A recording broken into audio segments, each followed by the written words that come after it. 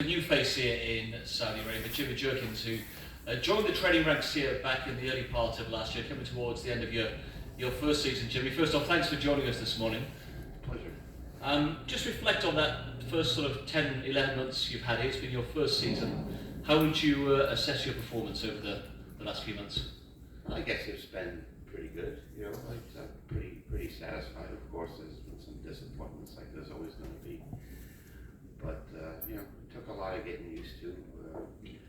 You know, the frustrating thing was, you know, not knowing your opposition as good as you can, because there's no documentation of, you know, no racing form or anything like that. So it's hard to come up with any strategy really. So basically, it was just getting your horse as good as you can and hoping for the best. It's also a huge challenge coming out here. Was it something you really relished taking on as a new chapter in your life? Not really. It's just that things weren't working out good in the last few years at home. And you know, I came out here in April. They flew me out here to interview, and I liked the horses and the condition they were in. They were laid up at the time, but I liked how they looked. But then I went back home, and I was on the plane going home and saying, you know, I don't know if I really want to do this. But then again, when I got home and I looked down the shed row and I didn't see much there and not many prospects, and talked it over with Shirley, my wife, and we decided, let's do it. You know, let's give it a go, see what happens. And for the people watching maybe around the world on the feed at the moment, just tell us, yourself and your father had a very successful careers back in America. Yeah, you know, my he's legendary, you know, not being biased. I mean, anybody that's been around horse racing long enough would know he's what you gauge your, you know, he was the horseman of the century, I think. And you know, I worked for him for 20 years as his assistant after graduating high school, and then I went on my own in '97.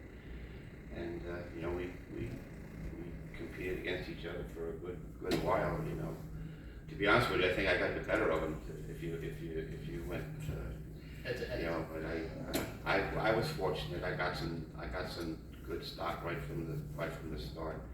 You know, I don't have many starts. I only have 4,200 starts in my total career back home, and you know, we have a 20% lifetime win ratio, and we won a lot of big races. For the amount of starters that we've had, which, you know, it proves two things. It proves that we got the most out of the horses, and it proved that I was lucky enough to get the stock to start with. So, but things started to dry up towards 2020 and 21, and the game had changed a lot, and you know, looked like fewer and fewer of the good horses. They were going to just fewer and fewer people, and it was awful hard. You know, I'm not the kind of guy to hustle and go to sales a lot, which is what it took. You know, it's just like my father, we were just all barn rats. The horses came in there, and you worked hard and got the best out of them, and that was the extent of it. You know, but now the game's a lot different.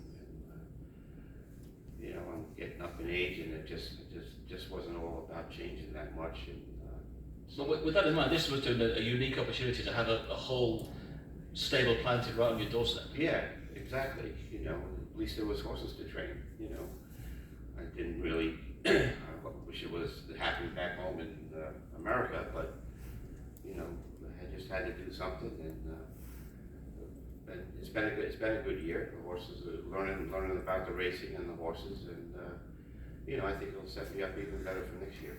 Was it quite a steep learning curve coming over here with a whole bunch of new horses, and especially with the two training centres starting off at Taif through the summer, then moving back to Riyadh through the autumn? Yeah, Taif was different. You know, the track was so slow, and it was hard to, you know, if I had to do it all over again, I wouldn't have tried to get the horses as ready for their first start, because it looked like majority of them, it looked like no matter what you did, you couldn't. They just weren't up to it. They had to run a time or two there to do their best. And if I had it, I probably would have run them fit, as opposed to trying to get them ready, because it wasn't really, you couldn't really duplicate enough in the morning to be ready for the afternoon. But we started to get going towards the end of the meet, And it's been fairly good consistently since then. I mean, 21 wins on the board so far. Was that a number you'd have been happy with at the start of the season? I didn't. Yeah, I think so. You know, it's what we did have on the board. We had a lot of seconds, too, a lot of close seconds, which well, with any luck, you could always say that. But luck could have been some more wins.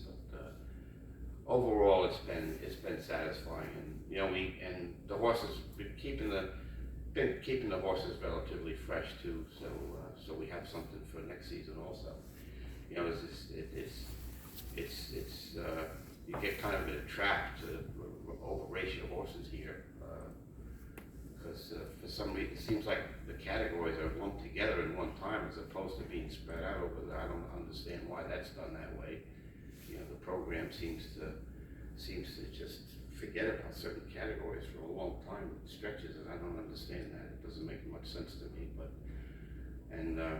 I hope that changes somewhat. Like, for instance, there isn't any way to run a sprint horse now. There hasn't been to run a decent sprint horse for the last 2 months, and that's not right.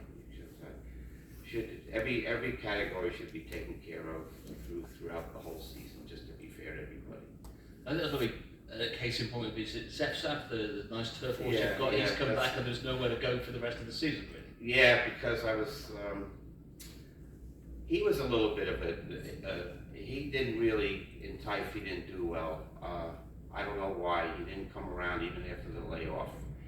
I could never get any weight on him. He stayed nervous forever. I don't know why. And then he finally, towards the, started to come around and look good, and he worked good. And I knew he was going to run good that day.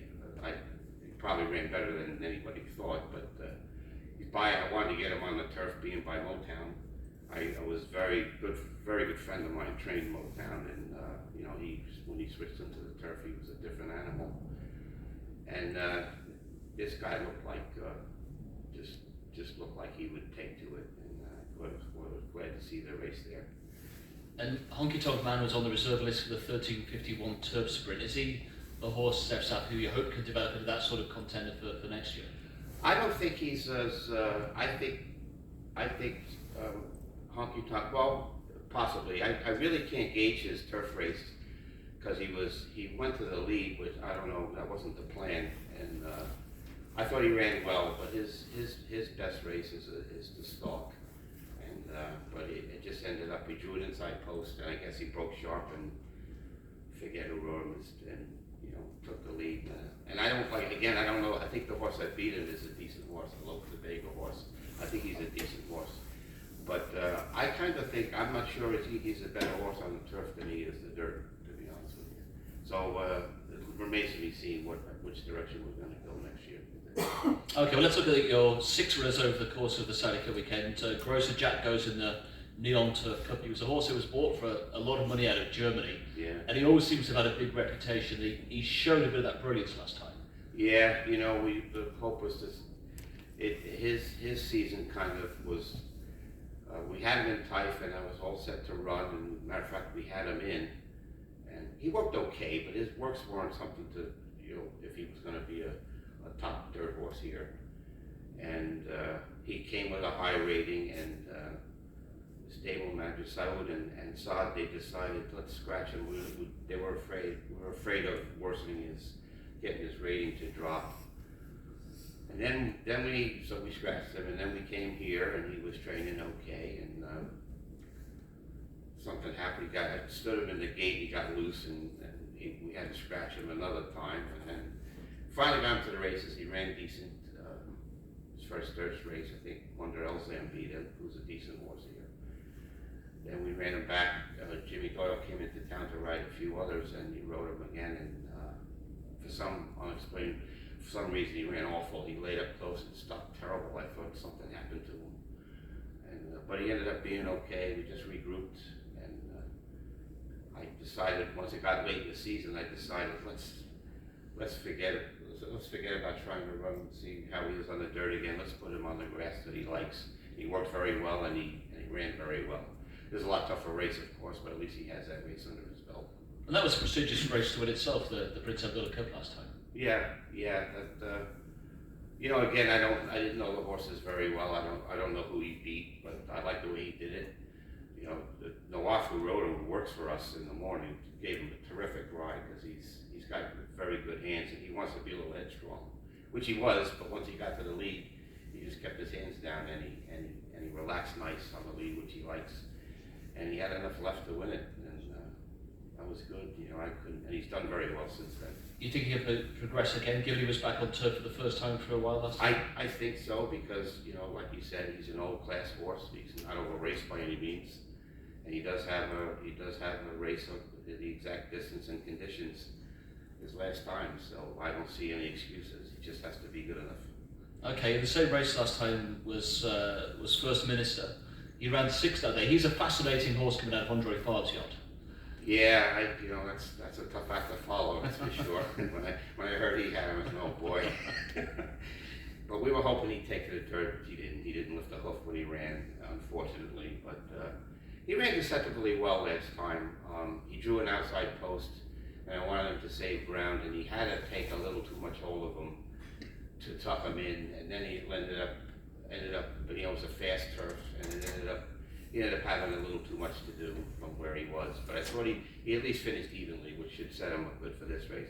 This being almost 2 miles that's a different kettle of fish to deal with, and I don't know how any horse will take to that. But we've been trying to shut him down a little bit in the mornings where he wouldn't be too ranked to go that far. And I don't know how far. He looks like he's taken to it pretty well, but again, that far a distance is a question mark. He does remain unexposed though, doesn't he? He finished well last time, and the 2,400 metre form he had for Andre Favre, good run in the Grand Prix de Paris, reads quite well. Yeah, you know, but again, that's Andre Favre. You know, he does things other people can't. But I like how he's doing, and you know, we got Louis Saez. He's you know, he can do anything. Louis, he can rate a horse going long. He can. You know, he's aggressive when he has to be. It's another one. He's not, certainly isn't over-raced. He's only had 2 races. And, you know, it's a big thing to come to these races relatively fresh. And he got Tarifa going the Twayne Cup on Friday. Almost a consolation for the Saudi Cup. He's had a good season and a good run last time in the Custodian. Yeah, he did. And Crowley rode him well, I thought. He had, I don't know if it was the second horse of the win. It drifted out in front of him at a crucial time, I thought. I don't know if he was mustering up enough finish to get there anyway, to be perfectly honest. But, you know, when a horse is making a steady run, the last thing you want is to see a horse drifting over in front of him. Plus then, you know, they get, it stops their momentum a little bit, plus it throws a little dirt in their face, which they don't need at a crucial time. But he only got beat a couple of lengths for the whole thing, so I was very proud of him. And he's a horse I know you've only had him this season, but has been around for a while. I think it was his 3rd go in the Custodian. He's obviously a horse who holds his form very well, and that the fire still burns bright with him. Yeah, again, because he's, you know, this will be only his 4th start of the racing season. So, you know, we had some problems with him in Taif. He had a little colic, which took him a bad case of it. You know, the guy, Abdullah, the vet that was with us, did a great job bringing him back around. So he lost some time there. But when he came back with a vengeance, and he's been, you know, all 3 of his races have been dynamite. Similar comments, I guess you could say, for my Frankel, 1 of 2 you've got in the international handicap on the Saturday. He's having a good season as well. Yes, he has. You know, he got a little tired his first race back, which I thought he might. He wants to get a little. He likes to lay up close to the pace and be. Jimmy Doyle did a great job. He got stuck between horses going by the stands first time. I said, uh-oh. You know, usually when that happens, horses that want to be a little on the engine, that really gets them going. But he got him back. He got him back right when they headed into the first turn beautifully, and let the other 2 go. And I think that won the race. You know, and Johnny, who's riding Velasquez, you know, he's pretty adept at that too. So hopefully he'll settle the nice. He had a nice work on the turf here the other day. Worked around the cones, and he worked with Final Sound, and I thought they had a good work together. he hadn't been on the turf in a while. I was happy to look that I didn't realize that he had run in the same race 2 years ago. Yeah, finished third. With Rosario, yeah, and he ran well. So I was glad to see that. And Finest Sam goes in the same race as well. Yeah, we it might be stretching it him for 2100, but especially after running three miles on the dirt around one turn, I sure would have liked to see you know, if they can't with the way the turf course, the configuration, they can't run shorter. You know, whether you go 1200, 1351, or you go 2100, you know, there's no in between on the turf, which is really what he needs. But Rosario's great. He can settle a horse better than anybody, and but he needs to save him. You can't get into a horse's mouth too much. That doesn't work either. So, but he seems to have a great way with saving horses that really need it. And he'll have to get doing well, trained well up to it, but he'll need a super ride for sure. And with Velasquez and Rosario and Sayers in town, you've wasted no time in getting the Americans back on board. Well, I have nothing against who's ridden all these horses before. They did a great job, but you know, you gotta try to take your best shot. You know, I know them all very well, and we've all been friendly, and I'm sure they're looking to do the best they can for me. And Jimmy, beyond the Saudi Cup this year, how do you see your role here developing? Would the dream be to have a red stable presence maybe back in America? Yeah, you know, I don't know how that's going to go, but I see how well those power numbers. I saw he was in the sale back home, and I saw it back in June. I was in Fife, and I saw him. I said, boy, and I said, looking at the cow, I said, boy, would this horse fit here? And sure enough, look what he's done. So I'd like to talk them into getting some more American bred horses here. You know, White Stable's done it with unbelievable success, and that looks like the way to go. It's funny, Rebellious Stage, Carmel Road, and National Treasure. I trained all three of their dams. Did you really? Yeah, Peter Blum, my first owner, bred them all, and I trained all three of those dams. So to see them have these good horses is really something. With those horses I just wish they were mine. And with those horses coming in and the strength of the Saudi Cup, what do you make of the race this year, and how that's developed on the sort of global stage to come from nowhere? The sprint you're talking? The Saudi Cup itself. Oh yeah, you know, it's the White Barrio. I know him. I know and National Treasure, just know them very well from coming from home. And but they're all, you know, there's a lot of speed in the race. It's going to be something to see how certain jockeys ride their horses. I know White Barrio likes to stalk, but we all know Baffert's horses. They're going to go.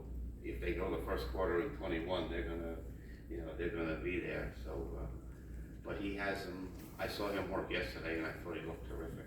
National Treasure. Yeah, he barreled into that clubhouse turn, galloping out like with a vengeance.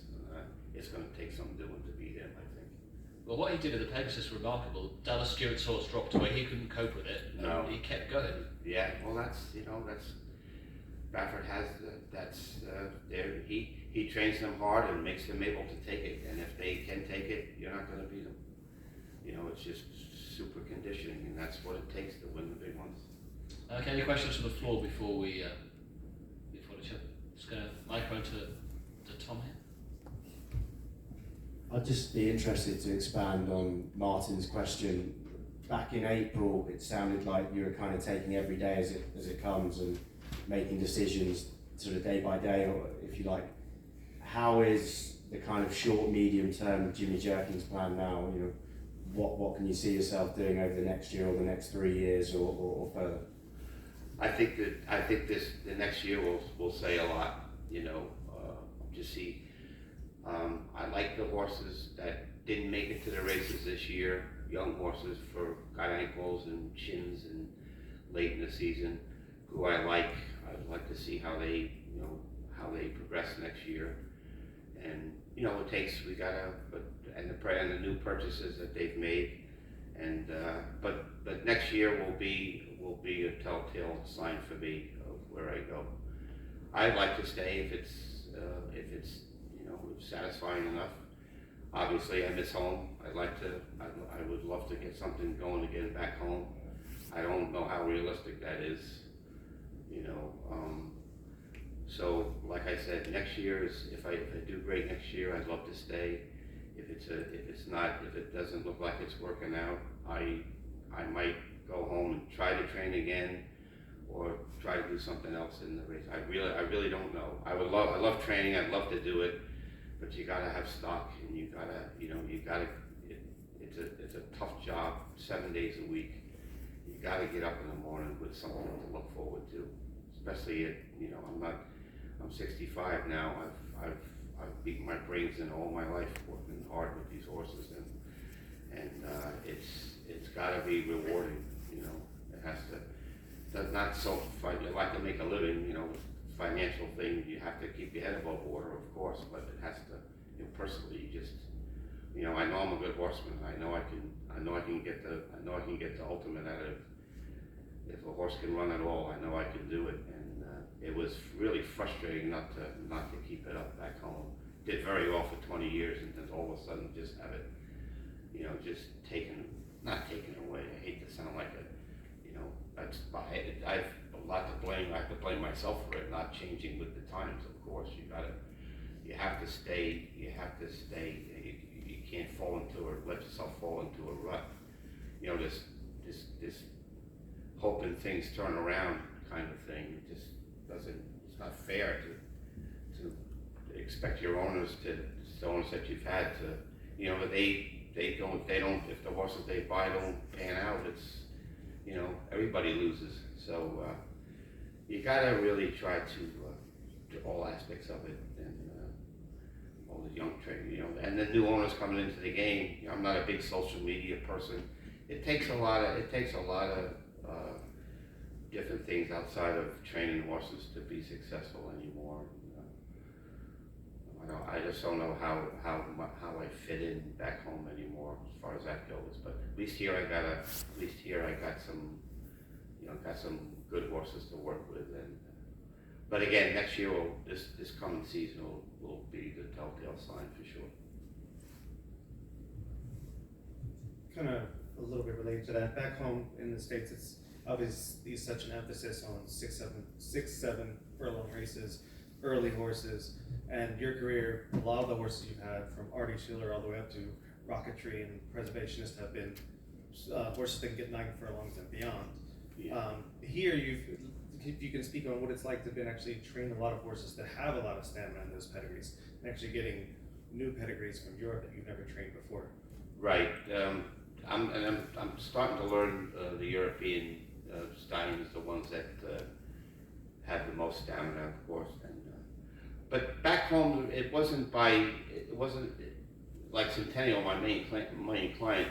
They went to the sales purposely to try to buy a classic horse for the classic distances. So that's why it looked like it went that way. But I've had a lot of good sprinters in my day also. You know, probably the last decent one I had was for Stronach, was a horse called Green Light Go, he didn't pan out as a 3-year-old, but he got to the races quickly and was a good 2-year-old. So, you know, it's what you get in your barn. You know, I would love to have a great 2-year-old. If they're not promiscuous, what are you going to do? Or precocious, rather. Not promiscuous. If they're not precocious enough, what are you going to do? You can't make them that way. So it's all what you get. All what comes into the barn is what you deal with. Okay. Good stuff. Well, Jimmy, it's been fascinating talking to you. Many thanks for coming in, and I'm sure we all wish you the best of luck for Saturday and beyond. Thank you. Appreciate it.